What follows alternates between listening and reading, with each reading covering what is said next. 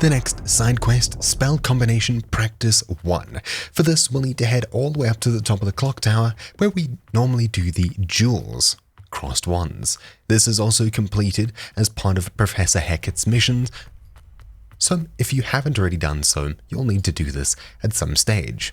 Head up here. Now we'll need to talk to Lucan once more, and we'll need to practice against the dummy. Ready to have a try now?